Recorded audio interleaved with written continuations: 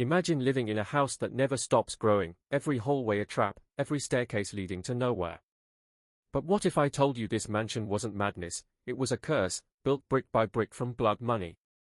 The story of the Winchester family doesn't begin with ghosts, it begins with gunfire. In the late 1800s, Oliver Winchester made a fortune selling the gun that won the West, the Winchester repeating rifle. It was sleek, deadly, and unstoppable. But for every rifle sold, there were lives ended. And soon, whispers began, the family's fortune was soaked in blood. When Sarah Winchester inherited the empire after her husband's death, she also inherited its shadows.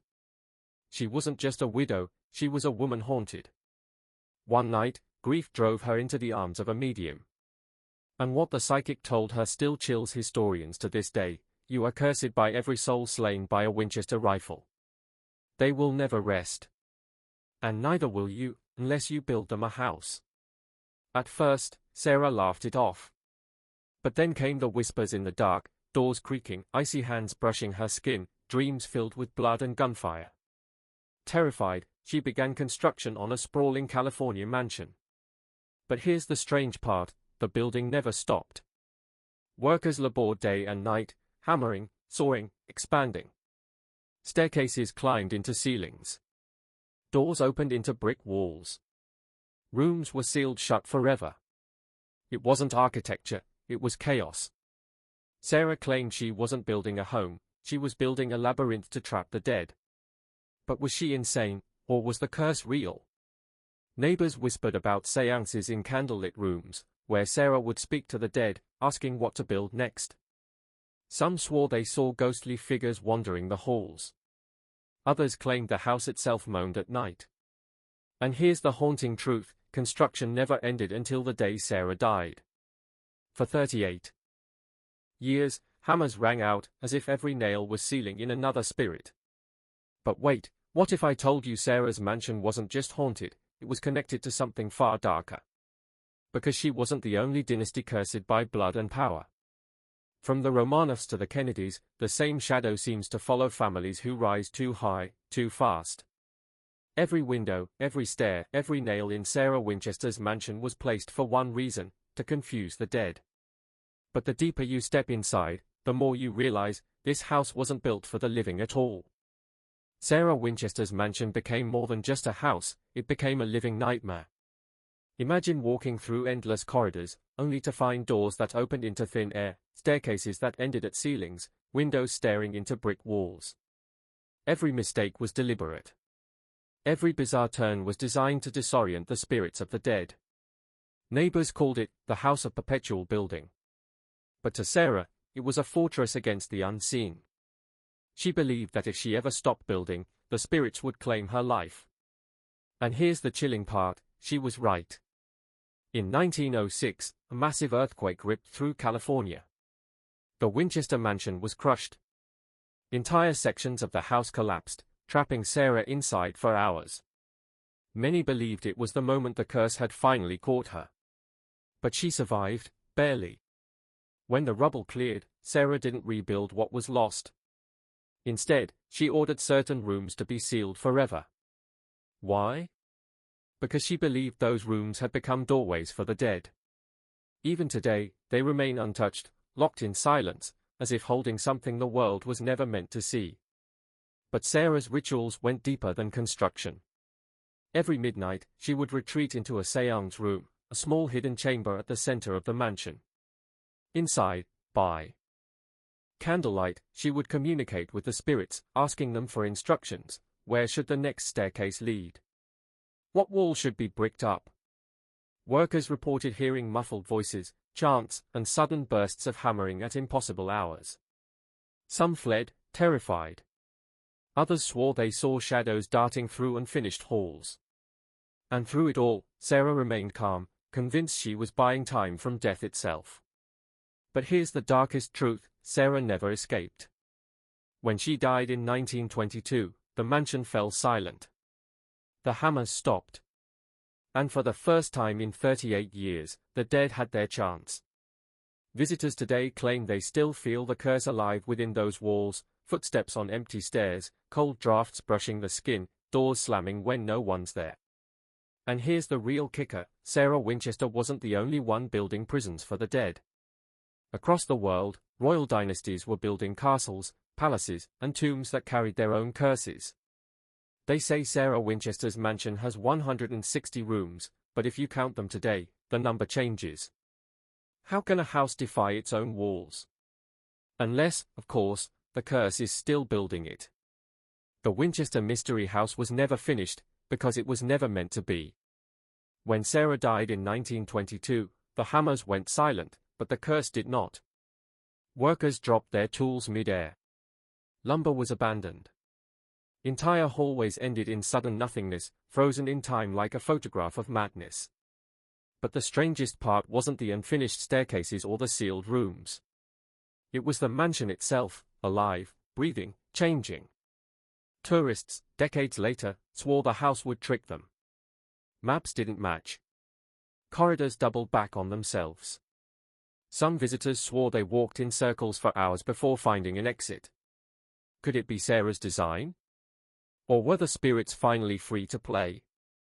Caretakers of the house reported eerie encounters. Cold spots that followed them. Doorknobs rattling violently at midnight. And once, a tour guide fainted after claiming she saw a shadowy woman in black, silently pointing at her. When revived, she whispered one word, Sarah. But here's the catch, the guide had never seen a photograph of Sarah Winchester in her life. Some even believe Sarah's mansion wasn't a curse at all, but a gateway. A spiritual labyrinth designed to contain something far worse than ghosts. The endless staircases, the bricked windows, the doors to nowhere, they weren't meant to trap spirits. They were meant to keep something from getting out. What if Sarah wasn't building for the dead, but for the living? Protecting the world from the sins her family unleashed? Today, people from around the world visit the mansion, daring to walk its endless corridors. Some laugh. Some scream. But many leave with the same haunting feeling, as if someone followed them home. And that's the true curse of the Winchesters. Not the guns. Not the ghosts. But the mansion itself, a structure built from guilt, fear, and death, still waiting, still watching, still unfinished. But the Winchesters were not alone. Across the ocean, another family faced a curse even darker. A dynasty that once ruled an empire stretching across 2 continents. Until one night, in a blood-soaked basement, their entire bloodline was erased. Imagine ruling the largest empire on Earth, only to die in a locked basement, your royal crown traded for gunfire and shadows. This is the night the Romanovs were erased. The Romanov Dynasty was Russia's pride. For more than 300 years, their bloodline flowed through the throne, gilded with power, wealth, and untouchable authority. But under the glittering crowns and palaces, fear was growing, fear of revolution, fear of betrayal, fear of the curse that whispered through their halls. Tsar Nicholas II, the last Romanov ruler, clung desperately to his throne as Russia bled. Famines ravaged the people, wars drained the treasury, and whispers spread that the royal family was cursed. Why? Because every choice Nicholas made only seemed to lead to disaster. The curse, they said, began with Rasputin, the mad monk. He slithered into the royal palace with hypnotic eyes and a promise, he could heal the heir, young Alexei, who suffered from a deadly disease. Against all odds, Rasputin's strange powers worked. Alexei lived. But saving one life cost the Romanovs everything. Rasputin's influence grew like a cancer. Ministers feared him. The people despised him. Some whispered he was a demon sent to destroy Russia from within. And yet, the royal family clung to him, convinced he was their only hope. The prophecy came true in the dead of night, July 1918. The Romanovs, Nicholas, Alexandra, their 5 children, were herded into a dark basement by Bolshevik soldiers. The family expected exile. Instead, they faced rifles. Shots rang out. Screams filled the cellar. Jewels sewn into royal gowns sparked like fire as bullets ricocheted. When it was over, the Romanovs, the dynasty of 300 years, were nothing but broken bodies on a basement floor. But here's the chilling part, the Romanovs did not die quietly. Witnesses swore that for days after, strange sounds echoed from the cellar. And the land itself seemed cursed, blood soaking into Russian soil, fueling decades of unrest. But wait, this wasn't the end. Because while the Romanovs' bodies were buried in secret, whispers of survival spread across the globe. One question haunted history for nearly a century. Did one Romanov child escape? The Romanovs were gunned down in a basement, but what if one daughter escaped? What if a princess was still out there, hiding among us? After the execution, Russia tried to bury the truth. The Romanovs' bodies were hidden in unmarked graves, their jewels stolen, their names erased. But the world didn't believe the story was over. And then came the whispers. One child had survived. Some said it was Maria. Others swore it was Anastasia, the youngest daughter with eyes like fire. The myth spread like wildfire. A royal girl had slipped through the cracks of history, carrying the bloodline of the fallen empire. In the 1920s, a mysterious woman appeared in Berlin. She was scarred, broken, and claimed a shocking truth: I am Anastasia Romanov. Her name was Anna Anderson, and she captivated the world. People compared her handwriting, her scars, her memories. Some Romanov relatives swore she was the lost princess. Others called her an imposter chasing wealth. But here's the haunting part: Anna knew intimate palace secrets no outsider should have known. For decades, the world was divided. Was she Anastasia, the miracle survivor of Russia's bloodiest night? Or just a tragic fraud, weaving lies from trauma? Even when she died in 1984, the mystery remained unsolved. But then came DNA testing. In the 1990s, scientists compared Anna Anderson's DNA with Romanov relatives. The results? She wasn't Anastasia. The world gasped, the legend collapsed. Or did it? Because here's the kicker: not all of the Romanovs' remains were found in the original grave. 2 bodies, Alexei, the heir, and 1 daughter, were missing for decades. They weren't confirmed until years later, fueling rumors that maybe, just maybe, Romanov had slipped away long enough to spark the myth. The legend of Anastasia is more than a story, it's a haunting symbol. A family erased in blood, yet refusing to vanish completely. A ghostly echo of what might have been. Even today, in films, novels, and whispered stories, Anastasia represents the curse of hope. The cruelest trick of history isn't death, it's making you believe survival is possible, only to snatch it away. But the Romanovs' curse didn't end in the grave. The shadows of their downfall stretched into modern Russia: political upheavals, assassinations, betrayals. And soon, their tragedy would be mirrored by another cursed family, the Kennedys. But before we get there, we have to finish the Romanovs' blood-soaked tale. The Romanovs were dead, but their curse refused to stay buried. Even in death, their ghosts haunted Russia. When the Romanovs fell, Russia thought it was free from the chains of monarchy. But freedom didn't come. Instead, their execution unlocked something darker, a curse that bled into every corner of the nation's future. The palace that once held balls and laughter now stood silent, echoing only with shadows. The Bolsheviks may have buried the family, but whispers spread like wildfire: the blood of the Tsar will stain the soil forever. Years after the massacre, the Soviet Union was plagued by betrayal, famine, purges, and endless bloodshed. Stalin's reign of terror was seen by many as karmic debt, Russia cursed by the Romanovs' violent end. Even soldiers whispered that the ghosts of the imperial children wandered Siberia's frozen lands, punishing anyone who mocked their memory. In 1979, decades after the murder, a secret grave was discovered outside Yekaterinburg. Buried in haste, the remains were twisted, burned, and incomplete.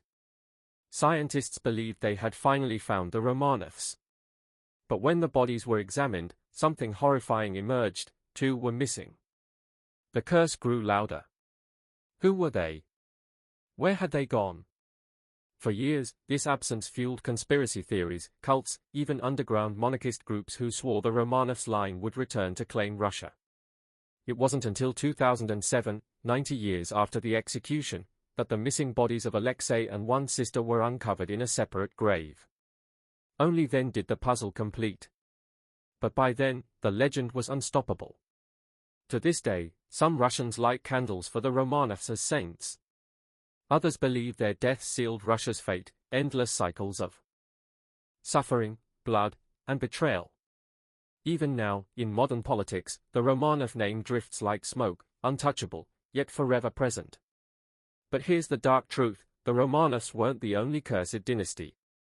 Centuries before their fall, another family rose in Italy, dripping with blood, betrayal, and power. A family so feared that their name itself became a curse whispered in Vatican halls. The Borgias.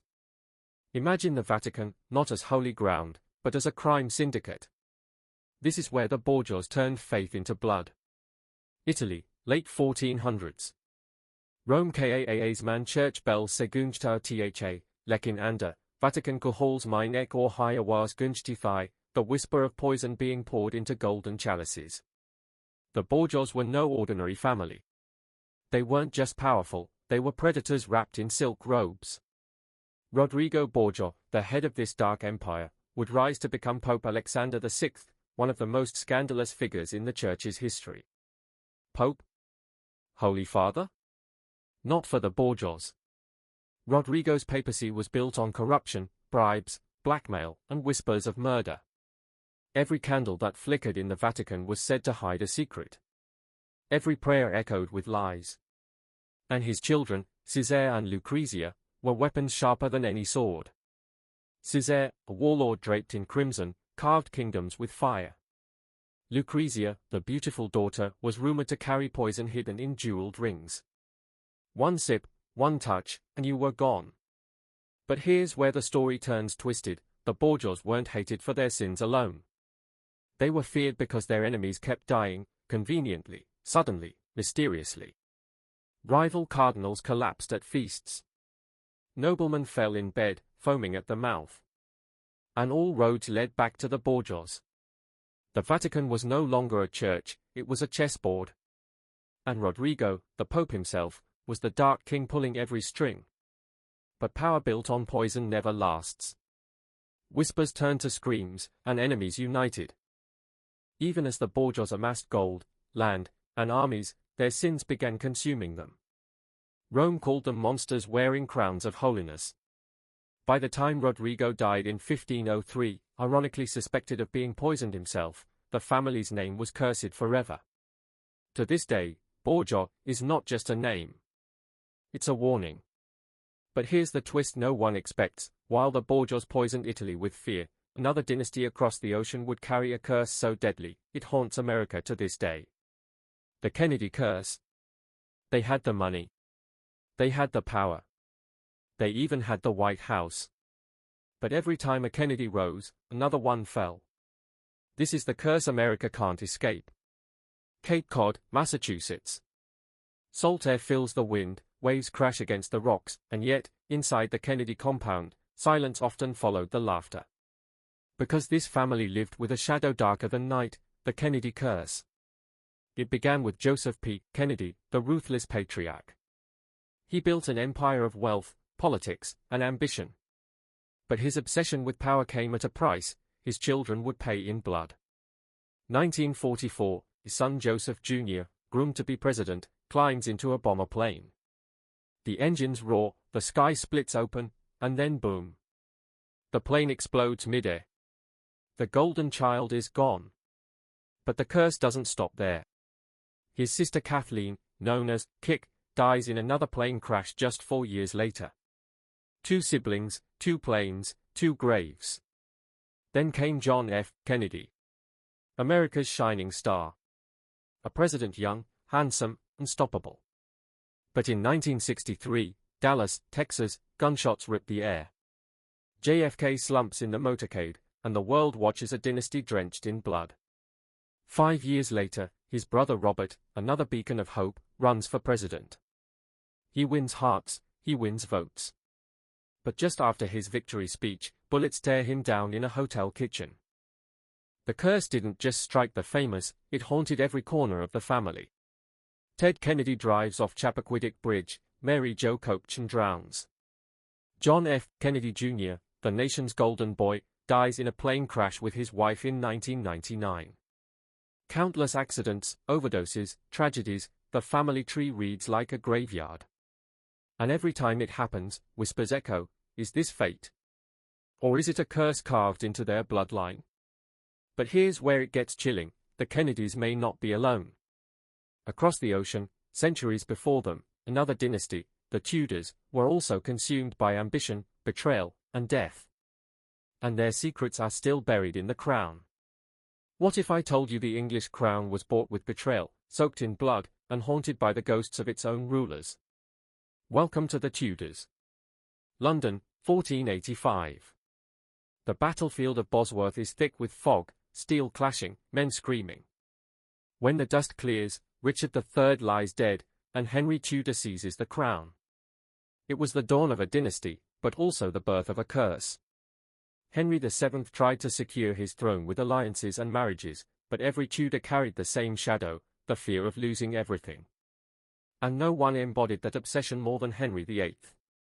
Henry VIII didn't just rule, he devoured lives. 6 wives, countless mistresses, oceans of blood. His desperate quest for a son tore the kingdom apart. He divorced, discarded, and even executed his queens. Anne Boleyn, beheaded.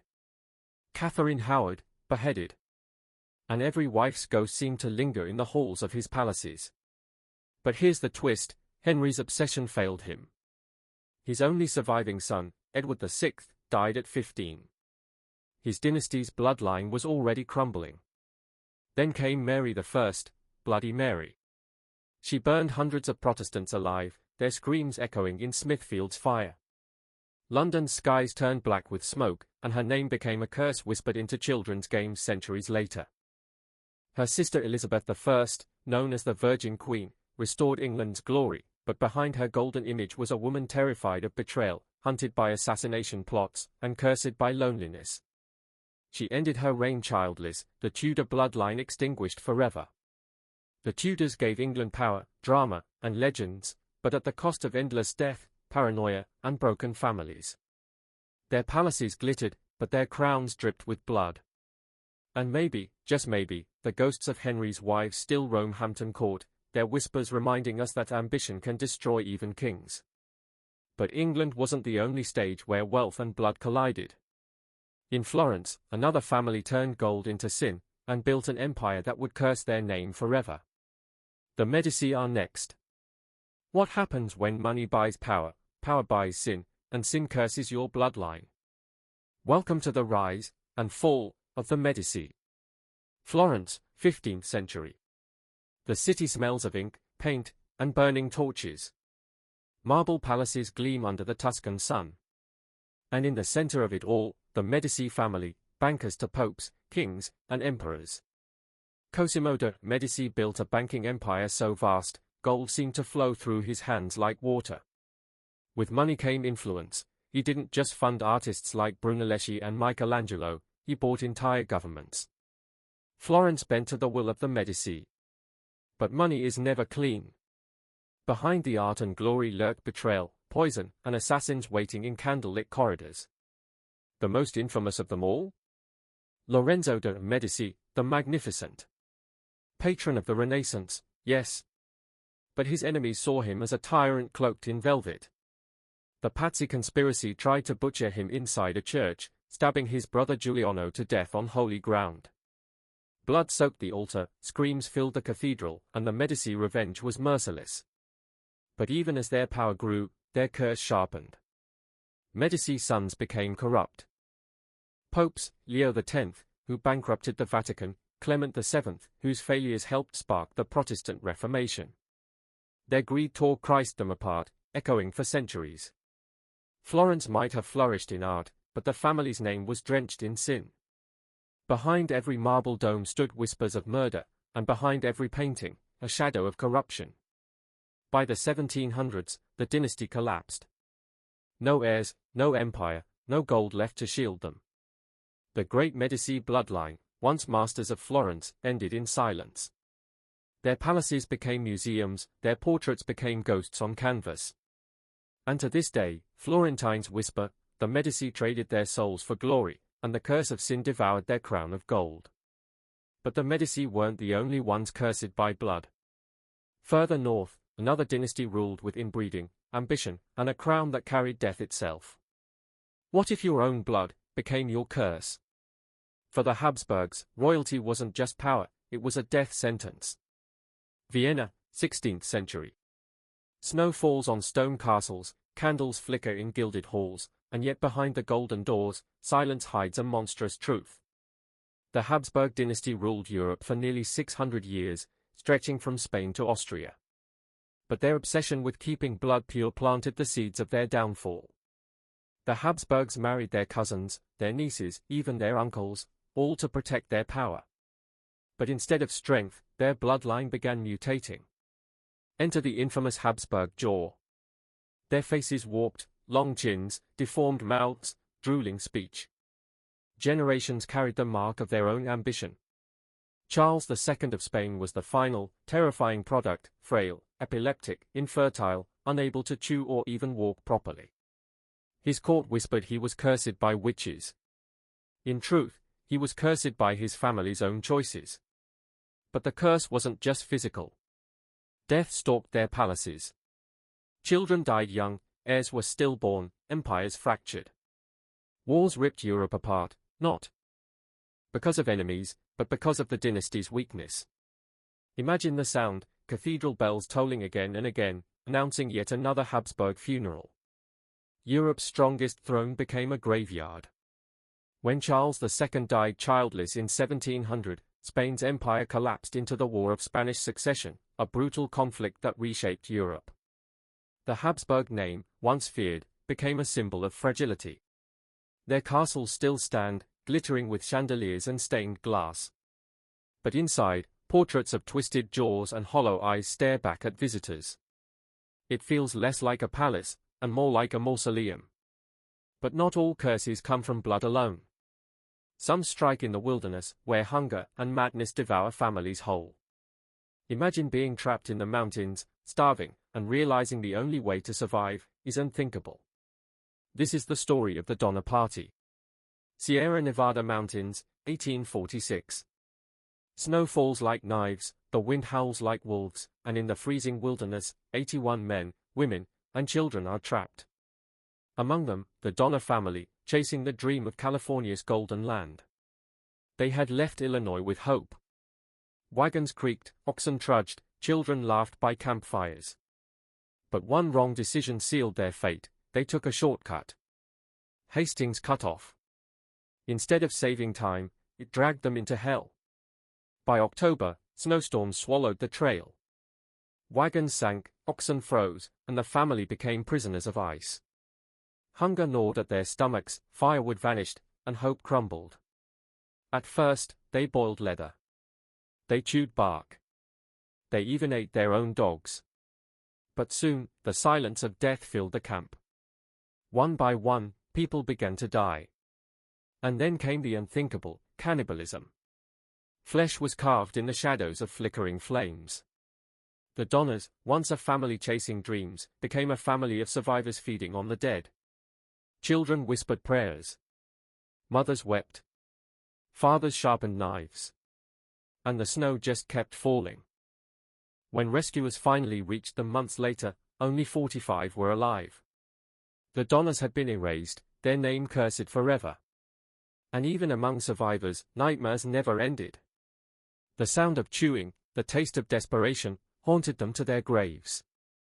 The Sierra Nevada became their tomb, and history branded them not as pioneers, but as a family damned by fate. But curses don't always hide in the mountains. Sometimes, they burn in the heart of small towns, where accusations of witchcraft tear families apart. What if your neighbors accused you of witchcraft, and the whole town believed them? In Salem, fear itself became a curse. Salem, Massachusetts, 1692. The air reeked of smoke and fear. Church bells tolled, horses stamped nervously, and whispers carried faster than the wind. Families who had lived side by side for generations suddenly became enemies overnight, because someone pointed a finger and shouted, "Witch!" It began with young girls convulsing, screaming, claiming they were cursed by invisible spirits. Doctors found no explanation. priests saw the devil. And soon, entire families were dragged into a storm of paranoia. The Putnams accused the Porters. The nurses accused the Coreys. Husbands turned on wives.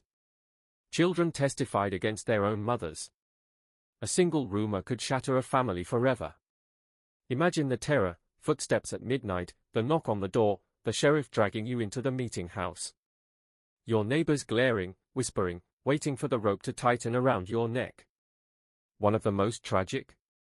Giles Corey. Refused to confess, refused to bend. They crushed him under heavy stones until his chest caved in. His final words: more weight. His defiance turned into legend, but his family's land was stripped, his name stained, his bloodline cursed. 20 executed. 19 hanged, 1 crushed, and hundreds more rotted in jail. Salem became less a town, and more a graveyard of trust. The Salem families were torn apart, not by witches, but by fear, greed, and hysteria. Neighbors grabbed land from the accused. Rivals used trials to settle scores. Children grew up haunted, their family names blackened for centuries. Even now, the soil of Salem feels heavy. Tourists walk its streets, but locals whisper, the ground remembers. The curses didn't belong to witches, they belonged to the town itself. But curses don't just burn through fear. Sometimes, they glitter through gold, until fortune turns into shadows. In the golden halls of New York's Gilded Age, the Assassinations reigned supreme. They were America's first great aristocrats, their wealth built on fur, real estate, and ruthless ambition.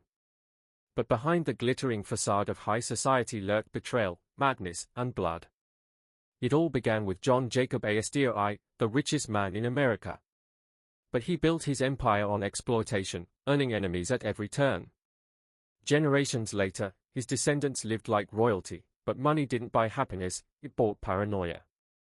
In 1897, the Titanic disaster struck the Astor name with tragedy. John Jacob Astor IV, the richest passenger on board, went down with the ship, leaving behind a pregnant 19-year-old widow. His death shocked the world, but it was only the beginning of a downward spiral that would haunt the family for decades. By the mid-20th century, the Astors weren't just cursed by fate, they were cursed by themselves. Brooke Astor, the family matriarch, was known as the Queen of New York. But her later years turned into a horror story when her own son, Anthony Marshall, was convicted of elder abuse. He drained her fortune, leaving her neglected and humiliated, a scandal that dragged the Astor name through the mud. But the curse didn't stop there. In 1986, William Waldorf Astor's great-grandson, David Astor, suffered from crippling mental illness, retreating from public life as whispers of madness spread through the family tree. Fortune had twisted into a prison, trapping the heirs in paranoia, broken marriages, and betrayals that rivaled any Shakespearean tragedy. The Astors, once untouchable, became a cautionary tale, proof that wealth can't protect you from fate. From shipwrecks to scandals, from dynastic power to devastating downfall, their story reads like a Gothic novel written in real life. And here's the shocking twist: their cursed legacy still lingers today. Though the Astor fortune has faded, their haunted mansions remain, silent monuments to a dynasty devoured by greed, betrayal, and ghosts of the past. The Astors thought they built an empire of steel and gold. Instead, they built a dynasty of shadows. 1692. 1. Salem, Massachusetts. A town gripped by paranoia, whispers of witchcraft, and one of the darkest chapters in American history. But what most people don't know is that the curse of Salem didn't end with the hangings, it lived on in the bloodlines of those accused. 2. It all began when young girls, trembling with hysteria, accused neighbors of witchcraft. In just months, over 200 people were accused, 20 executed, and countless lives destroyed. Families torn apart, reputations burned to ashes. But what if I told you, the descendants of these accused witches carried the stain of Salem for centuries? Take the case of Sarah Good, one of the first to be executed. She died cursing the judge, screaming that God would give him blood to drink. Years later, the judge's descendants died mysteriously of throat ailments, as if her curse had followed them. Coincidence, or something darker? Then there's the shocking connection to American royalty. Did you know that some of the most powerful families today, even US presidents, trace their bloodlines back to Salem? George Bush, Franklin Roosevelt, even Walt Disney, all connected to accused witches. It's as if Salem's shadow crawled its way into the heart of American power. But the curse wasn't just political. In Salem itself, descendants lived under the weight of shame. For generations, families changed their names, moved away, and buried their past. Yet tragedy seemed to follow them. Fires, suicides, sudden deaths, stories whispered in New England towns of families who could never escape their tainted history. And here's the most chilling twist: Salem's bloodline still runs in modern America. In 2001, a descendant of Rebecca Nurse, a woman hanged for witchcraft, stood in the very courtroom where her ancestor was condemned. He wept, saying the curse of injustice haunted his family for 300 years. The Salem witch trials weren't just a moment in history.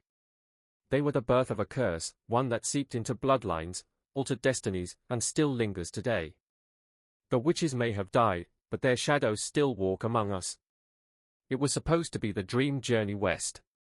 In 1846, the Donner family and their companions set out across America, chasing the promise of California's golden lands. But instead of wealth and sunshine, they found themselves trapped in one of the most gruesome nightmares in American history. Snow fell early that year. Mountains became walls of ice. Wagons splintered under the weight of desperation. And then, hunger arrived. Not the kind that makes your stomach growl, but the kind that makes people turn on each other. The Donner Party, more than 80 strong, dwindled as supplies vanished. Families huddled in makeshift cabins, listening to the screams of the wind and the cracking of trees in the frozen forest. Every sound was death's whisper. Soon, desperation crossed into unthinkable territory: cannibalism. To survive, the Donners ate the flesh of the dead. Friends, relatives, children. But here's the twist that still haunts history: survivors of the Donner Party carried their trauma like a living curse. Sarah Donner, who watched her family starve, would later whisper at night that she could still taste the flesh in her mouth. Children who survived were ostracized, branded with shame by townsfolk who saw them as monsters. Generations later, the curse of the Donner name lingered. Descendants lived with a haunted legacy, some refusing to even speak their family name in public. Others leaned into the infamy, but all carried the same shadow: the blood debt of survival.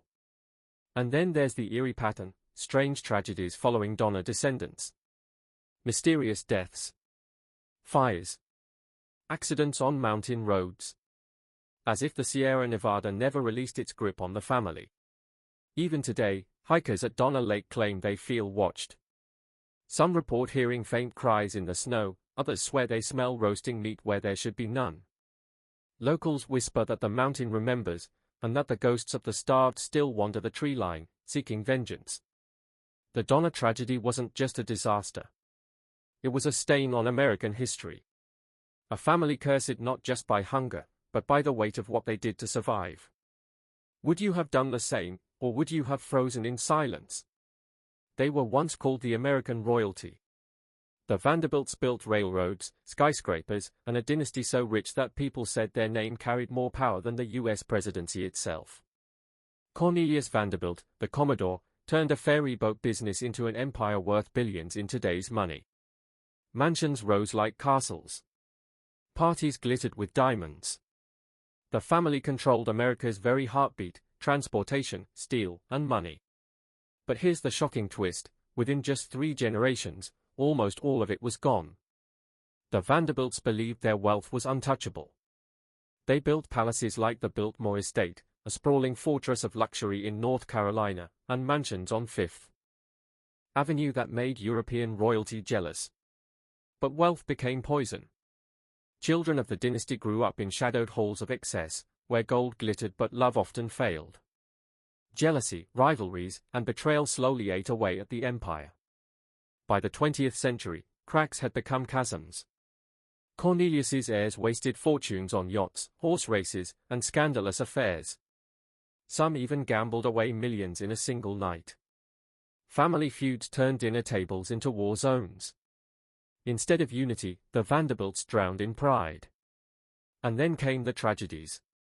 Alfred Vanderbilt, heir to the fortune, boarded the RMS Lusitania in 1915. When a German torpedo struck, Alfred died, leaving behind a pregnant wife and a cursed chapter in the family's story. Another Vanderbilt, Reginald Claypool, drank himself into an early grave, his body failing under years of reckless living.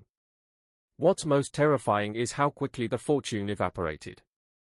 In 1973, during a Vanderbilt family reunion, not a single descendant was a millionaire. The wealth that once ruled America had collapsed into shadows. And yet, the curse seemed more than just financial. Strange patterns followed the family: deaths on ships, accidents, addiction, and the haunting feeling that their ancestors' greed had doomed them. Even the great Biltmore estate, still standing, is whispered to be haunted. Visitors report footsteps echoing in empty corridors, cold drafts in rooms that should be sealed, and the overwhelming sense of being watched by eyes long dead. The Vanderbilt's fall is a warning etched in history: power can crumble, gold can rot, and even the brightest dynasties can vanish into dust. So tell me, was it bad luck, or was it a family curse that made America's richest name fade into shadows?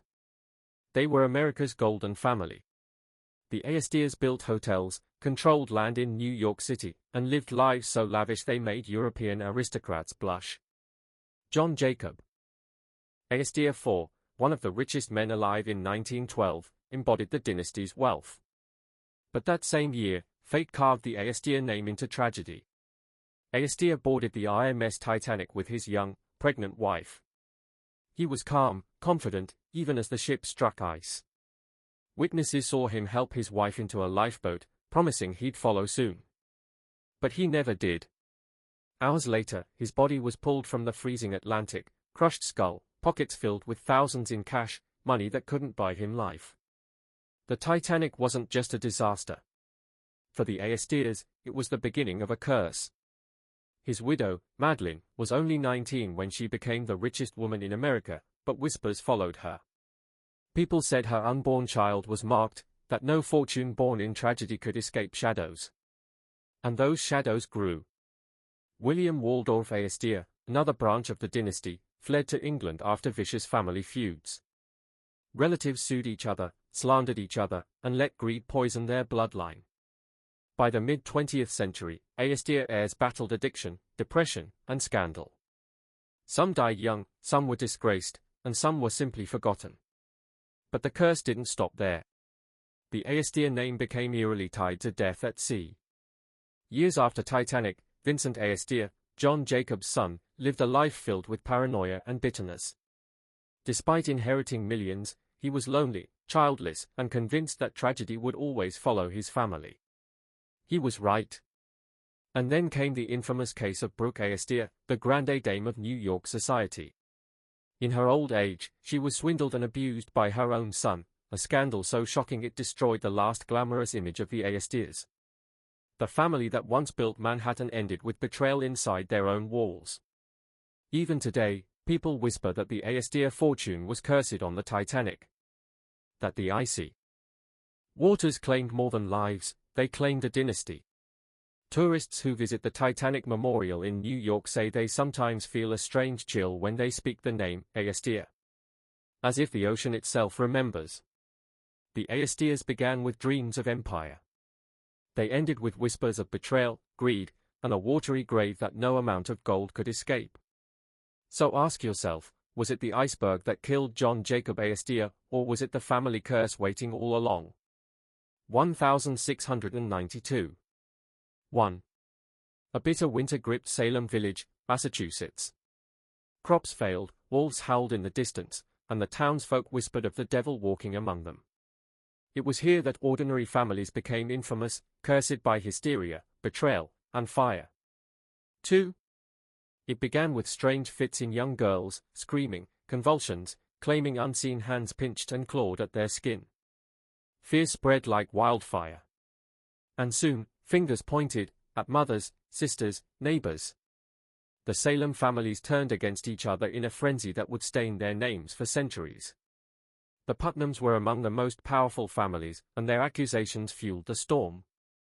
They accused rivals, enemies, even relatives, ensuring that the witchcraft trials swallowed entire households. But here's the twist: years later, survivors claimed the Putnams cursed themselves, their descendants haunted by guilt and strange misfortunes. Then there were the proctors and nurses, families torn apart by false charges. John Proctor, a respected farmer, was hanged while protesting his innocence. Rebecca Nurse, a grandmother loved by her community, was dragged to the gallows as the crowd wept. Their deaths carved a scar into their bloodlines, a reminder that righteousness offers no shield against madness. And the curse didn't end in 1692. Generations later, descendants of Salem's accusers and victims alike reported strange patterns: sudden deaths, unexplained illnesses, and eerie hauntings. In Danvers, where Salem Village once stood, residents still claim to see ghostly figures wandering the old trial grounds at night, women in tattered dresses, men with ropes around their necks. Even more chilling, many Salem families tried to erase their history. Some changed their names, others fled Massachusetts altogether. But secrets have long memories.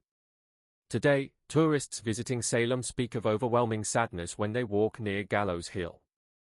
Some even swear they hear voices whispering names, the names of the condemned. The Salem trials weren't just hysteria, they were a curse that bound families in blood and fire. A curse of paranoia, of greed disguised as piety, of neighbors turned executioners. And that curse still lingers, carved into American history as a warning: fear can destroy more than flesh, it can poison generations. So I'll ask you, if you lived in Salem, would you have been the accuser or the accused? Florence, 15th century. A city glowing with art, music, and power, and at the heart of it all, one family ruled like kings without a crown, the Medici. Bankers of popes, patrons of Michelangelo, makers of kings, and breakers of their own bloodline. The Medici built their empire on gold. Their banks stretched across Europe, their influence seeped into the Vatican, and their palaces shimmered with wealth. But behind the gilded walls, sin, betrayal, and whispered curses consumed them. Cosimo de' Medici, the patriarch, played politics like chess. His family financed the Renaissance itself. But wealth comes with enemies. Rivals accused them of corruption, of black magic, of buying the church itself. And when his grandson, Lorenzo, the Magnificent, rose to power, the family faced one of its darkest days. The Pazzi conspiracy of 1478.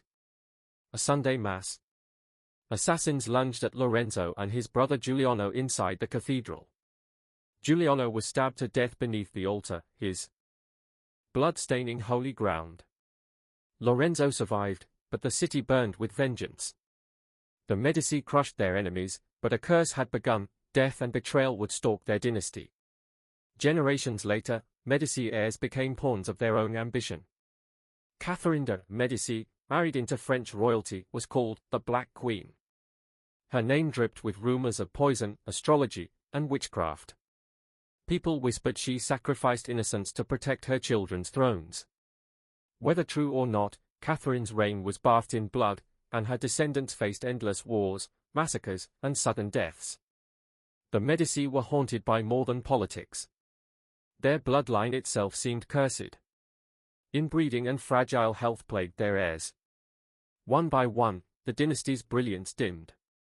By the 18th century, the once mighty Medici line ended with Anna Maria Luisa, childless, her body frail, her dynasty gone. But Florence never forgot. Their palaces still stand, their portraits still stare with eyes too alive. Tourists claim they feel watched inside the Medici chapel, where stone coffins glow with eerie light. Some say they hear whispers echoing in the crypts, as if the dead Medici still guard their fortune. The family of sin and gold gave the world beauty, but paid with blood, betrayal, and extinction. So here's the question: did the Medici rise because of their genius, or because of a deal with the devil that finally claimed their souls? For nearly 600 years, the Habsburgs ruled Europe. Emperors, kings, queens, their empire stretched from Spain to Austria, from the New World to the Holy Roman throne. They wore crowns of gold, but beneath those crowns ran poisoned blood. The Habsburgs believed in one thing above all: keep the power in the family. That meant cousins marrying cousins, uncles marrying nieces, generation after generation. And the result? A curse written into their very bones. The most infamous mark of this curse was the Habsburg jaw, a grotesque deformity that grew worse with each generation. Long chins, drooping lips, twisted faces. But this wasn't just cosmetic. It came with frail bodies, weak minds, and a dynasty slowly collapsing under its own blood. Take Charles II of Spain, the ultimate symbol of the Habsburg curse. Born sickly, unable to walk until age 8, plagued with seizures and madness, he was called El Hechizado, the Bewitched. He was infertile, barely able to rule, and convinced that sorcery haunted his family. His death in 1700 ended the Spanish Habsburg line, and plunged Europe into war. But the curse didn't stop there. Generations of Habsburgs faced sudden deaths, insanity, and eerie tragedies. Archduke Rudolf, heir to the Austro-Hungarian throne, died in a bloody murder-suicide with his mistress at Meierling. Crown Prince Franz Ferdinand was assassinated in Sarajevo in 1914, the spark that ignited World War I and destroyed the empire itself. And yet, the Habsburgs' downfall always seemed more than coincidence. Some say it was divine punishment for centuries of arrogance. Others whisper of a curse laid upon them by those crushed beneath their rule. Either way, history shows a dynasty haunted not just by politics, but by blood itself. Even today, the Habsburg legacy feels cursed. Descendants live quieter lives, stripped of thrones, their family name still tied to inbreeding and tragedy. Tourists visiting the imperial crypt in Vienna report strange sensations, sudden chills, whispers echoing off marble, the smell of decay where there should be none. Some swear they've seen pale figures in royal garb lingering among the coffins. The Habsburgs ruled like gods. But their dynasty proved the darkest truth of all: you can command kingdoms, but you can't escape your own blood. So I'll ask you, was it politics, biology, or a curse that destroyed the family who once ruled half the world? Picture this: California, 1881. Sarah Winchester, heiress to the Winchester rifle fortune, inherits today's equivalent of $500 million. But with that fortune came whispers, and a curse. The rifles that made the family rich had also killed countless lives on battlefields and in bloody saloons. And Sarah believed every bullet had a ghost attached to it. When her husband and infant daughter died suddenly, Sarah fell into despair. A spiritualist whispered in her ear, "The spirits are angry. They will never leave you. Unless you build them a house." And so, Sarah began her life's work, the Winchester Mystery House. For 38 years, day and night, construction never stopped. Carpenters built staircases that led to nowhere, doors that opened into brick walls, windows inside walls, and endless corridors twisting like a maze. She believed if she kept building, the spirits could never catch her. But here's the chilling twist: Sarah lived in that labyrinth of madness, guided only by seances. Every midnight, she would enter her seance room, ring a bell, and consult with the dead, asking them what to build next. Whispers claimed she spoke with soldiers shot by Winchester rifles, children massacred in wars, even murderers who used her family's weapons. The house grew stranger with every passing year. Doors opened to 10-foot drops. Secret passages connected rooms like veins in a corpse. The number 13 appeared everywhere: 13 panes of glass, 13 steps in staircases, 13 hooks for chandeliers. Was it superstition, or a message to the dead? And then came the accidents. Workers fell, tools shattered, strange fires erupted inside the mansion. Yet Sarah ordered the work to continue. Always continue.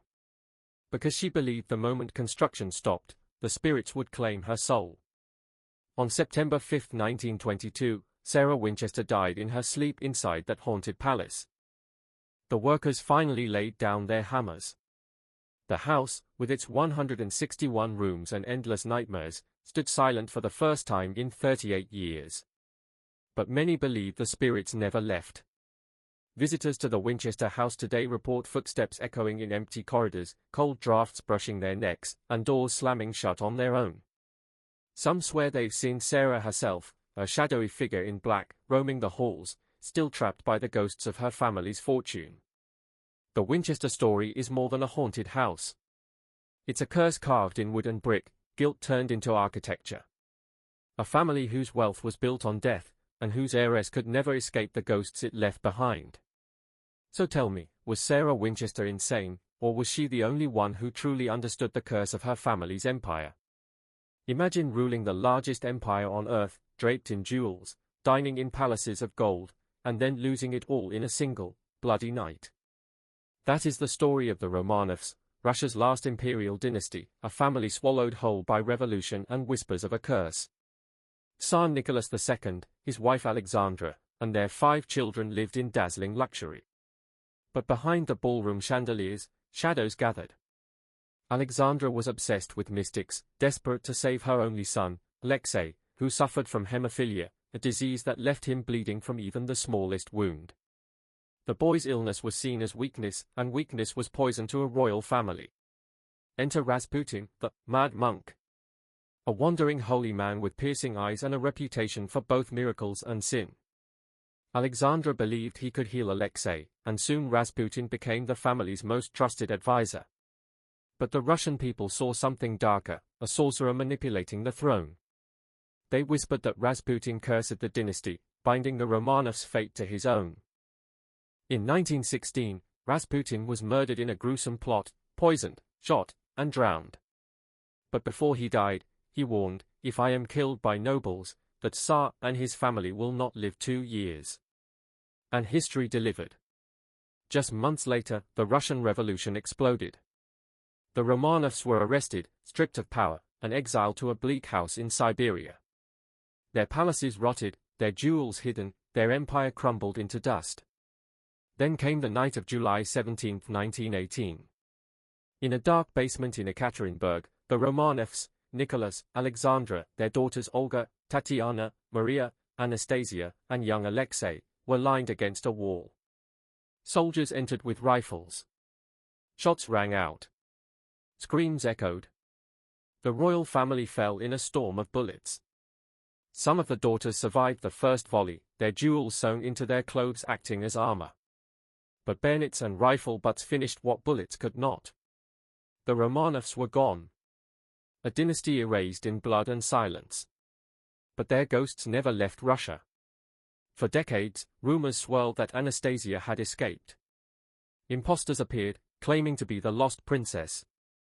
Even today, people argue whether the curse of Rasputin was coincidence, prophecy, or something darker. In Ekaterinburg, where the family was executed, visitors report a heavy presence in the air, whispers in the dark, and shadows moving near the memorial cross. The Romanovs may be dead, but their tragedy still haunts Russia like a wound that never heals. The curse of the Romanovs is not just death. It's the haunting truth that no crown, no palace, no empire can protect a family from betrayal or fate. So tell me, was it revolution that killed the Romanovs, or a prophecy fulfilled? The Tudors, the dynasty of power, betrayal, and blood. Their name is carved in English history like a crown dipped in fire. From Henry VIII's hunger for control to Elizabeth I's iron rule, the Tudors left behind more than just royal palaces, they left behind curses, whispers of ghosts, and secrets buried with the crown. Henry VIII was no ordinary king. He wanted heirs, and he would sacrifice wives, friends, and even his own soul to get them. 6 wives stood by his throne. 2 divorced, 2 executed, 1 died, and 1 survived. Each queen's fate read like a prophecy, and many believed the curse of Anne Boleyn poisoned them all. Anne, Henry's second wife, was beheaded on the charge of treason and adultery, but her execution shook England to its core. Witnesses swore her ghost returned to haunt the Tower of London, clutching her severed head, wandering its corridors in silence. Guards reported seeing her spectral figure near the chapel where she was buried, as if her spirit refused to rest. The curse of Anne Boleyn, some say, followed Henry's bloodline forever. Henry's obsession with sons gave him Edward VI, but the boy king was fragile, sickly, and dead at just 15. Then came Mary I, who tried to return England to Catholicism. Known as Bloody Mary, her reign was drenched in fire and executions. People believed her restless spirit cursed the land, her name later twisted into one of the darkest legends whispered in mirrors. Finally came Elizabeth I, the Virgin Queen, who ruled for 45 years with fire and steel. She outwitted assassins, rebellions, and foreign invaders. But even she could not escape the Tudor curse. She died childless, her dynasty ended, and the crown slipped to the hands of the Stuarts. The Tudors' fire burned bright, but it could never last. Even today, the Tower of London remains one of the most haunted places in the world. Visitors claim to see Anne Boleyn's ghost drifting through the halls, head in hand, her eyes locked in sorrow. Some have reported screams echoing through the walls at night, the agony of those who died under Tudor rule. But perhaps the darkest secret of the Tudors lies not in ghosts, but in prophecy. Old writings suggest Henry's desperation for a male heir was itself cursed, a punishment for breaking from the Catholic Church and declaring himself head of England's religion. Every Tudor heir was fragile, ill-fated, or consumed by violence, as if the throne itself was poisoned. The Tudors wore their crowns in splendor, but behind every banquet, every victory, there was death, betrayal, and the echo of a curse that still haunts England's history.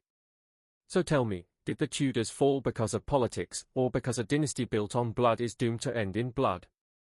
Tennessee, 1817. The Bell family lived a peaceful life on their farm, until something unnatural woke in the woods. A curse, a voice, a presence they could not escape. This was not a ghost story whispered in the dark. This was the Bell Witch, one of the most terrifying family curses in American history. It began with whispers. John Bell, the father, saw strange animals lurking near the farm, a giant black dog with glowing eyes, a bird larger than any he had ever seen. Then came scratching sounds on the walls, pounding on doors, and whispers in the night that grew into shrieks. The family prayed, but the presence grew stronger. Soon, the voice revealed itself. It called itself Kate, a spirit that claimed to be a witch, sworn to destroy John Bell. What made the Bell Witch different from ordinary ghost tales? It spoke. It laughed. It sang hymns. It predicted the future with chilling accuracy. And it tormented the family every single night. Betsy Bell, John's daughter, suffered the worst. Invisible hands slapped her, pulled her hair, and left marks on her body. She screamed in terror as her bed shook violently, as if unseen hands were trying to drag her away. The witch told her she would never marry the man she loved, and true enough, Betsy's engagement collapsed under the witch's curse. John Bell became the witch's ultimate target. His health deteriorated. He grew weak, trembling, poisoned by something unseen. On his final day, a mysterious black vial of liquid appeared in the house. The witch's voice taunted, "I gave old Jack a big dose of that last night, which fixed him." John Bell died, the only man in U.S. history said to be killed by a ghost. The haunting was so famous that even General Andrew Jackson, future President of the United States, visited the Bell home. His men reported their horses freezing, refusing to move closer. Jackson himself declared, "I would rather fight the entire British army than face the Bell Witch again." To this day, the legend of the Bell Witch lingers. Locals say the cave near the old Bell farm remains cursed. Visitors report screams, shadows, and a cold presence pressing on their chests. Some believe the witch never left, waiting for descendants of the Bell family to return. But here's the twist, was the Bell Witch truly a supernatural force? Or was it a curse born of betrayal, family secrets, and guilt that tore them apart? History hides the truth, but the screams, the whispers, and the fear remain. The Bell family thought they were safe in their farmhouse, until the night the walls started talking. So the question is, what happens when a curse doesn't just haunt your house, but your bloodline? Once upon a time, the Vanderbilts were America's version of royalty. Cornelius Vanderbilt, the Commodore, built an empire of steamships and railroads so massive that by the late 1800s, his family was worth more than the entire U.S. Treasury. They were called the family that had it all. But here's the twist, just a century later, that wealth vanished, and the dynasty became a ghost of its former self. At the height of their power, the Vanderbilts lived in palaces. Not mansions, palaces. The Biltmore estate in North Carolina, with 250 rooms, private gardens, and its own village, stood as a monument to excess. Their New York mansions lined Fifth Avenue like glittering fortresses of stone. Servants attended them, diamonds sparkled at their banquets, and whispers followed them wherever they went. The Vanderbilts are untouchable. But behind the glitter was a curse of greed and pride. The heirs who inherited this fortune had never known hunger, never known struggle. They drowned in luxury, and it destroyed them. Instead of growing the empire, they wasted it. Lavish parties, gambling, marriages that collapsed under scandal. One Vanderbilt daughter threw a masquerade ball so extravagant it cost millions in today's money, just for a single night. Here comes the wait. What? Moment. By the 1970s, not a single Vanderbilt was counted among America's richest. The fortune was gone. The gilded mansions? Demolished. The legendary New York estates? Replaced by skyscrapers. Even the Grand Biltmore had to be open to tourists just to stay alive. But the family's downfall wasn't just financial. Tragedy followed them like a shadow. Murders, suicides, mysterious deaths. Gloria Vanderbilt's life became a public spectacle of heartbreak and scandal, her custody battle making headlines across the nation. Even her son, Carter, died in a horrific fall from their apartment balcony, a death so sudden, so shocking, that it deepened the belief that the Vanderbilts were cursed. And yet, the name survives. The last echo of that empire lingers in figures like Anderson Cooper, Gloria's son. But even he has said the Vanderbilt fortune is gone. No inheritance. No gilded palaces. Just a haunted legacy of what once was. Here's the chilling question. How does a family go from owning America to vanishing in less than a century? Was it arrogance? Mismanagement? Or something darker, a curse born from blood spilled to build an empire? The Vanderbilts prove one thing: wealth can build castles, but curses can reduce them to dust. Their story isn't just history. It's a warning that sometimes the brightest lights burn out the fastest. So, was it fortune that destroyed the Vanderbilts? Or was it fate? The name Aestir once meant untouchable power. John Jacob Aestir, a German immigrant, clawed his way from nothing to become America's first multimillionaire through fur trading, real estate, and ruthless ambition. By the late 1800s, the Aestirs were the family, hosting the most exclusive parties in New York, where even millionaires weren't guaranteed entry unless Mrs. Caroline Aestir approved. They weren't just rich. They were gatekeepers of America's high society. But here's the twist: the higher they climbed, the harder they fell. Their story turned from glittering wealth to horrifying tragedy, none more haunting than the night the Titanic sank. John Jacob Aestir IV, heir to the dynasty, was the richest man aboard that doomed ship in April 1912. He was traveling with his young, pregnant bride, Madeline, after a scandalous marriage that shocked high society. When the Titanic struck the iceberg, Aestir tried to remain calm. Witnesses said he comforted his wife, placed her safely in a lifeboat, and asked if he could join her, because she was expecting. The officers refused. Women and children first. Those were the last words of his legacy. Moments later, Aestir disappeared into the freezing Atlantic. His body was later found crushed, skull fractured, pockets filled with money that couldn't save him. That death wasn't just personal tragedy. It was symbolic. The Titanic was the unsinkable ship, and Aestir was the man who seemed untouchable. Both went down the same night, swallowed by the sea. But the curse didn't stop there. The Aestir fortune fractured. The family fell into bitter feuds, divorces, and lawsuits that dragged their name through the mud.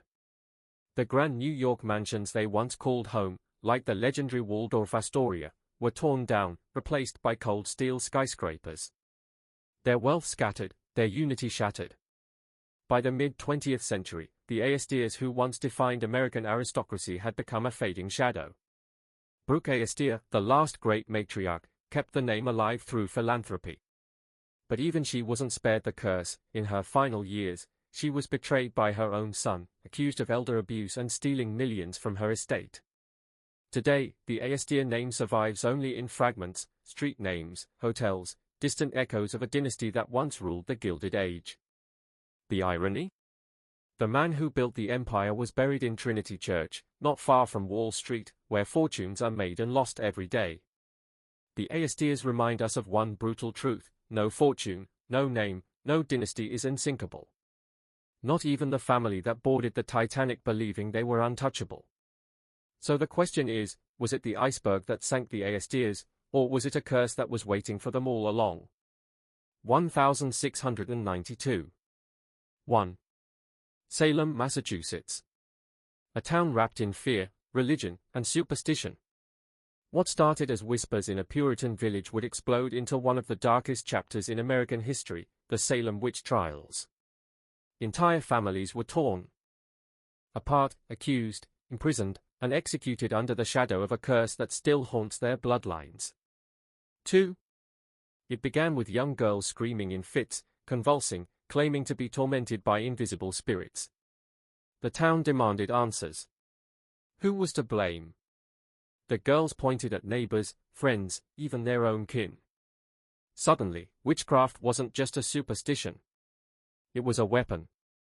The first shock came when respected women like Rebecca Nurse, a grandmother and devout Christian, were accused of serving the devil. Families begged for mercy. Husbands stood powerless as wives were dragged away. Children testified against parents. Brothers accused sisters. In Salem, blood turned on blood. Here's the chilling twist: many of the accusers were tied to land disputes and family feuds. Behind the cries of witch were whispers of greed and revenge.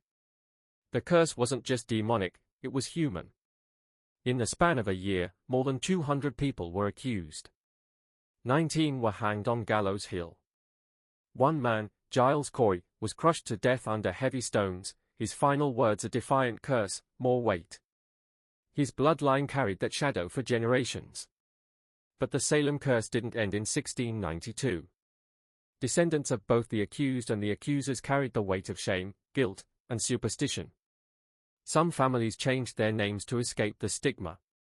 Others leaned into it, embracing the dark legend for survival. Even today, if you trace back certain family trees in New England, you'll find the ghosts of Salem lurking in the branches. The symbolism runs deep: fire purifies, but it also consumes. Salem's fire didn't just burn witches, it burned trust, unity, and innocence. Entire families were left with scars they could never erase. And here's the weight. What moment? Among the descendants of the Salem families are some of America's most famous figures. Actor Tom Cruise, novelist Nathaniel Hawthorne, even U.S. presidents are linked to this cursed chapter. It's as if the witch trials never truly ended, they just hid in history's bloodlines. When we think of Salem, we imagine black hats and broomsticks. But the real horror wasn't magic. It was hysteria. It was how fear turned neighbors into enemies and family into executioners. The Salem curse isn't about witches. It's about what happens when fear spreads faster than truth. So here's the question: if a whole town could collapse under paranoia once, could it happen again today? 1846. 1. A caravan of hopeful pioneers set out from Illinois, chasing the promise of California gold and new beginnings. Among them, the Donner family. But what began as a dream of freedom turned into one of America's darkest nightmares, a story of starvation, betrayal, and the unthinkable. 2. The Donners made a fatal mistake.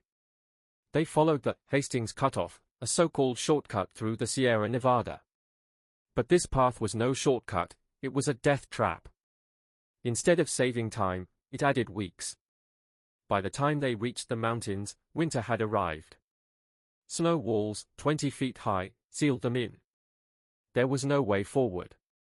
No way back. At first, they tried to survive on their supplies.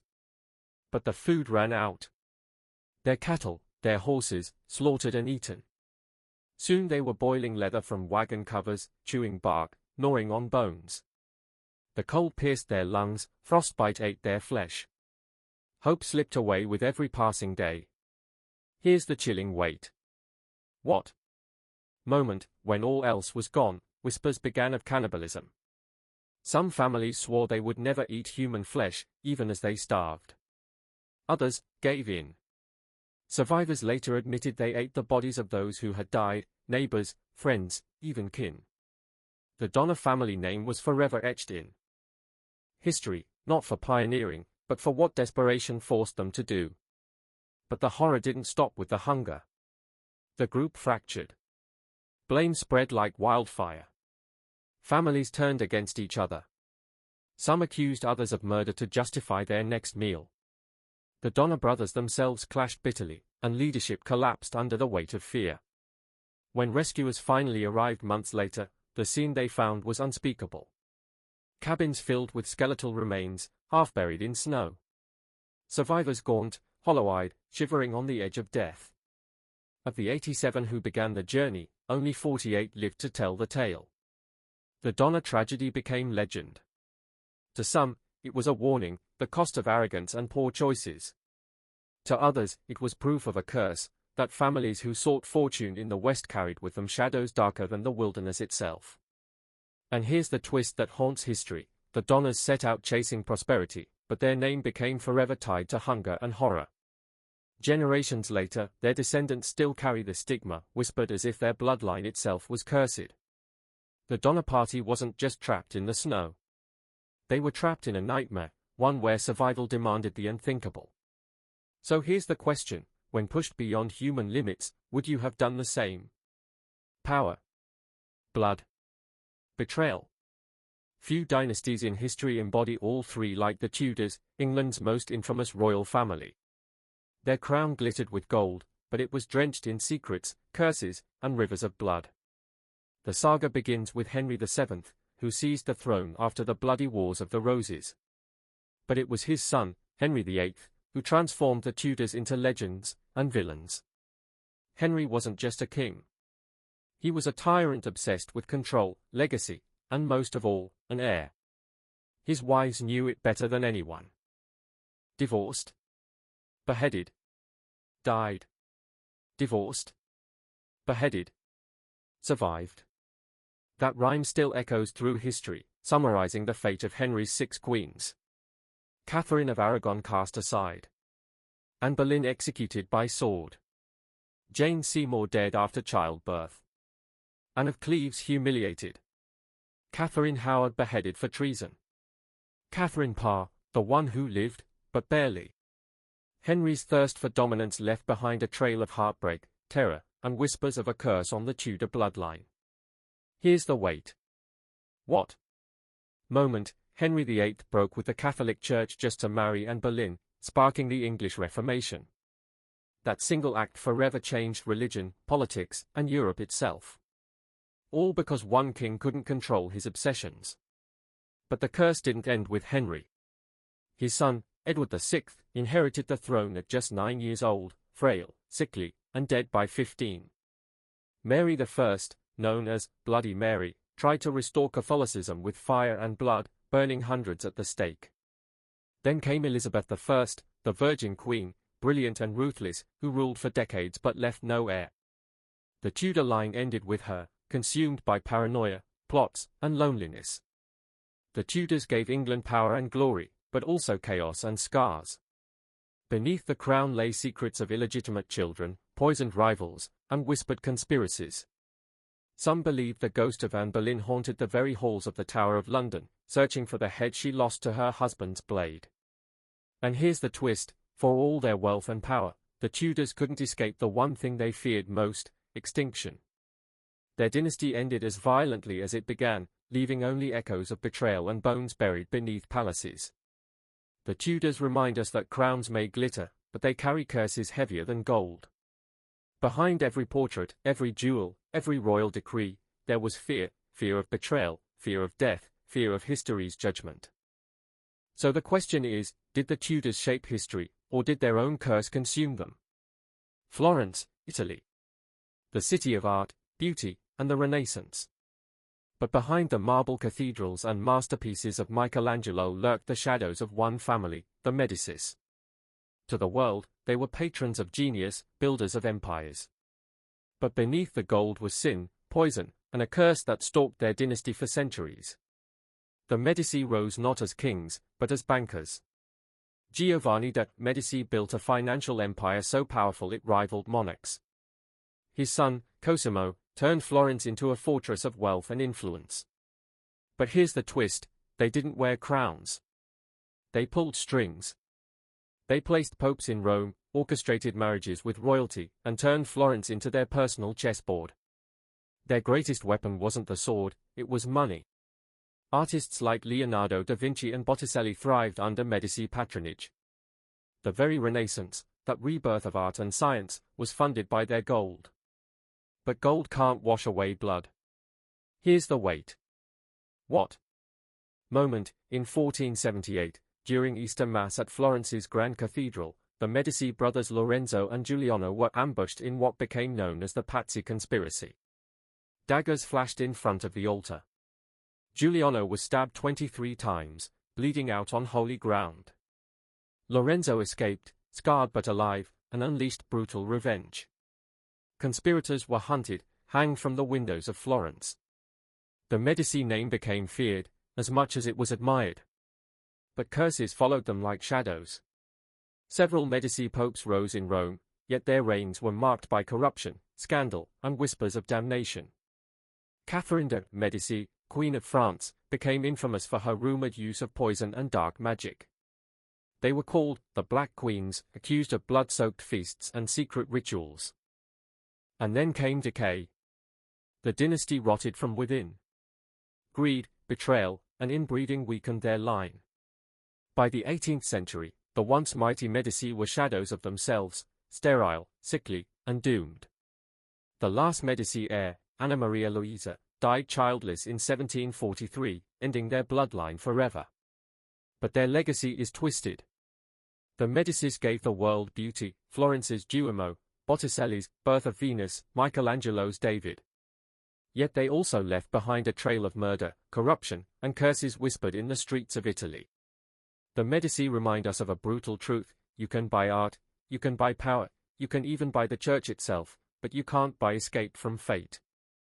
So the question is, were the Medici true saviors of culture, or sinners who bought immortality with blood-stained gold? For centuries, the Habsburgs ruled like gods. They commanded empires that stretched across Europe, from Spain to Austria, from the New World to the Old. Their motto was chilling: let others wage war. You, happy Austria, marry. But their obsession with keeping power through marriage came with a price, a curse written in their very blood. The Habsburg strategy was simple: don't fight for crowns, marry for them. They intermarried again and again, cousins to cousins, uncles to nieces. At first, it worked. They gained kingdoms without firing a shot. But soon the bloodline twisted. Jawlines grew grotesque, bodies weakened, minds clouded. The infamous Habsburg jaw became a grotesque symbol of their downfall, a deformity caused by generations of inbreeding. Here's the weight. What? Moment, King Charles II of Spain, the last of the Spanish Habsburgs, was so inbred his family tree barely branched. His tongue was too large to speak clearly, his body racked with disease, and he was sterile. Priests whispered he was cursed by witchcraft. Doctors said his bloodline had simply eaten itself alive. When Charles died childless in 1700, the empire collapsed into the War of Spanish Succession. One man's broken body ended an empire. But the curse wasn't just physical. Tragedy haunted the Habsburgs like a shadow. Empress Elizabeth of Austria, Cece, was stabbed to death by an assassin in Switzerland. Crown Prince Rudolf, heir to the Austro-Hungarian throne, was found dead in the infamous Meierling incident, suspected murder-suicide with his mistress. And Archduke Franz Ferdinand, whose assassination in Sarajevo sparked World War I, sealed the fate of the Habsburg dynasty forever. By the war's end, the once mighty Habsburg Empire was dust. Their castles stood as monuments to lost glory. Their name became a warning: power built on fragile bloodlines cannot last. Yet the curse still lingers in whispers. Some historians believe the Habsburg downfall wasn't just politics or genetics, but fate itself. Their motto promised happiness in marriage, but their marriages brought misery. Their blood was their legacy, and their blood destroyed them. And here's the eerie twist: modern genetic studies confirm what history whispered: centuries of inbreeding left the Habsburgs doomed long before their empire fell. The Habsburgs remind us that no empire, no matter how vast, can outrun the truth hidden in its veins. They ruled the world with crowns of gold, but their blood carried the seeds of destruction. So the question is, did the Habsburgs fall because of enemies at their gates, or because of the curse written in their own blood? For more than 300 years, the Romanovs ruled Russia with absolute power. Their palaces glittered with gold, their courts dazzled with jewels, and their dynasty stood as the heart of the Russian Empire. But beneath the wealth and grandeur lurked a curse, a darkness in their blood and a storm rising in their empire. It began with a boy. Alexei, the only son of Tsar Nicholas II, was born with hemophilia, a deadly disease that made even the smallest cut life-threatening. The secret was devastating. A single fall could kill the heir to the Russian throne. His illness wasn't random, it was inherited through his mother, Tsarina Alexandra, a granddaughter of Queen Victoria of England. Hemophilia had stalked Europe's royal families for generations, but in Russia, it became the Romanovs' undoing. Desperate to save her son, Alexandra turned to a mysterious holy man, Grigory Rasputin. Known as the Mad Monk, Rasputin claimed mystical powers. Strangely, when he prayed over Alexei, the boy's bleeding eased. To the Tsarina, this was nothing short of divine intervention. But to the Russian people, Rasputin was a demon in disguise, a drunk, a womanizer, a charlatan who whispered in the ears of the throne. And here's the wait. What?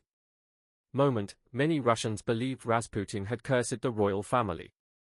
His influence grew so sinister that nobles plotted his murder, poisoning him, shooting him, and finally drowning him. Yet even his death didn't break the shadow over the Romanovs. By 1917, the empire was crumbling. War, famine, and revolution shook Russia to its core. The people no longer saw the Romanovs as divine rulers, but as symbols of greed and decay. Tsar Nicholas abdicated, and his once mighty dynasty fell overnight. Then came the darkest chapter. On a summer night in July 1918, Nicholas, Alexandra, and their 5 children were led to a basement in Yekaterinburg. The guards told them it was for their safety. Instead, they were executed in a hail of bullets. The daughters tried to shield themselves, but their diamond-filled corsets deflected bullets, prolonging their agony until bayonets finished the slaughter.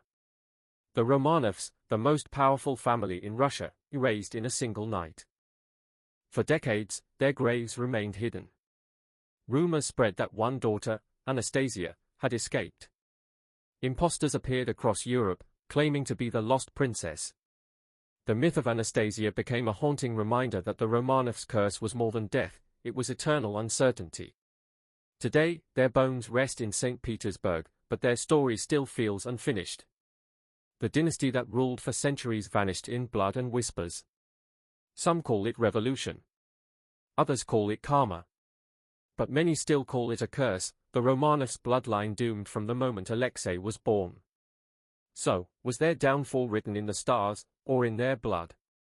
The Tudors, a name dripping with crowns, power, and blood. From the outside, they were England's golden dynasty, giving rise to monarchs like Henry VIII and Elizabeth I.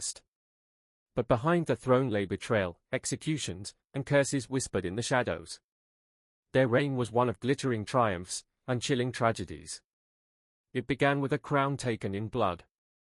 Henry Tudor seized power after defeating Richard III at the Battle of Bosworth in 1485, ending the Wars of the Roses. England cheered, finally, peace after decades of civil war. But peace in Tudor hands came with a heavy price. The family's grip on power was never secure, and paranoia drove them to commit acts that would stain their dynasty forever. Enter Henry VIII, the most infamous Tudor of all. Obsessed with producing a male heir, he turned marriage into a weapon and wives into casualties. Catherine of Aragon, his first queen, cast aside. Anne Boleyn, his great passion, accused of adultery and beheaded. Jane Seymour, dead in childbirth. Anne of Cleves, rejected as ugly. Catherine Howard, executed at just 19.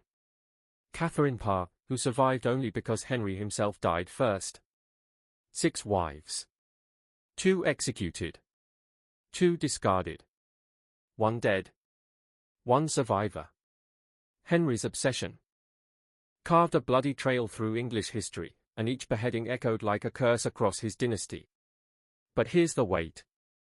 What? Twist: Henry's desperate pursuit of heirs actually doomed the Tudors. His son, Edward VI, became king at just 9 years old but died young. His daughter Mary I, Bloody Mary, tried to restore Catholic rule by burning Protestants at the stake, leaving England soaked in fire and terror. And Elizabeth I, though brilliant and powerful, died childless.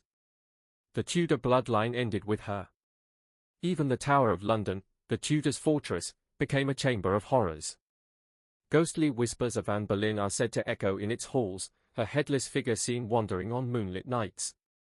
Some say it's the dynasty's curse, the blood they spilled refuses to let them rest. But the Tudors weren't just haunted by ghosts, they were haunted by their own choices.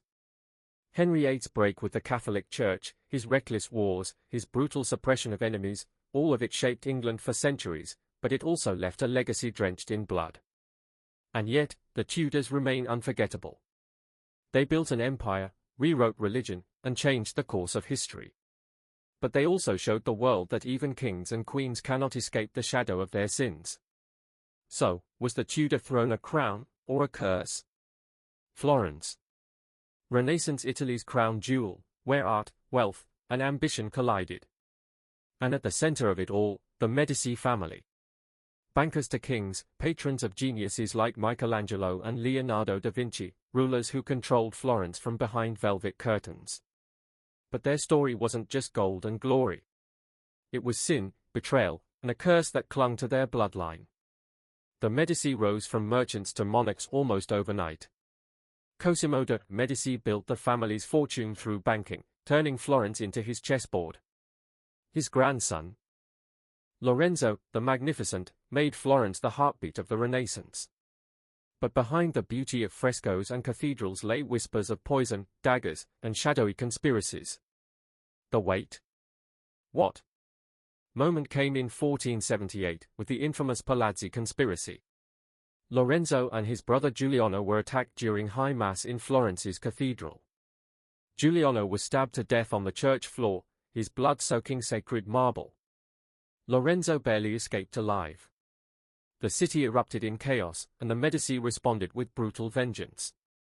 Conspirators were hanged from the palace windows, their corpses swaying above the streets as a warning, cross the Medici, and you die. But here's the twist, the Medici's grip on Florence came at a cost. Enemies called them tyrants, accusing them of corrupting religion itself. 2 Medici even became popes, Leo X and Clement VII, men who used God's throne for power and profit. Leo X bankrupted the church with lavish spending, while Clement VII's indecision led to Rome being sacked in 1527. For many, it felt like divine punishment for the family's sins. Inside the Medici palaces, luxury and paranoia danced together. Gold-drenched halls echoed with footsteps of lovers, assassins, and spies. Catherine de' Medici, who married into French royalty, carried the family's shadow across borders. She was blamed for poisonings, black magic, and the massacre of French Protestants, the St. Bartholomew's Day massacre. History painted her as a queen who ruled through blood and fear. And yet, the Medici's wealth also fueled miracles. Without their gold, there would be no Sistine Chapel ceiling, no Botticelli's Birth of Venus, no Florence as we know it. But the same fortune that created beauty also destroyed their unity. Greed, jealousy, and betrayal hollowed them out from within. By the 18th century, their line collapsed, childless and broken, their empire reduced to memories and crumbling tombs. Some say the Medici were cursed, punished for building a kingdom on sin and ambition. Others say they were simply victims of their own hunger for power. But one thing is undeniable, they left behind a legacy so vast, their ghosts still linger in Florence's streets, hidden in the shadows of its art. So, were the Medici the saviors of the Renaissance, or its sinners in disguise? For centuries, one family controlled almost half of Europe. The Habsburg weren't just royals, they were empire builders, rulers of Spain, Austria, Hungary, and even the Holy Roman Empire. Their power stretched across oceans, from European palaces to colonies in the New World. But behind the gilded crowns and glittering thrones lay a terrifying truth, the Habsburg were cursed by their own blood. It all began with ambition, and a dangerous obsession with keeping power in the family. To preserve their empire, the Habsburg married their cousins, nieces, and even uncles. For generations, bloodlines twisted in on themselves. At first, it seemed like a brilliant strategy, no outsiders, no rival dynasties.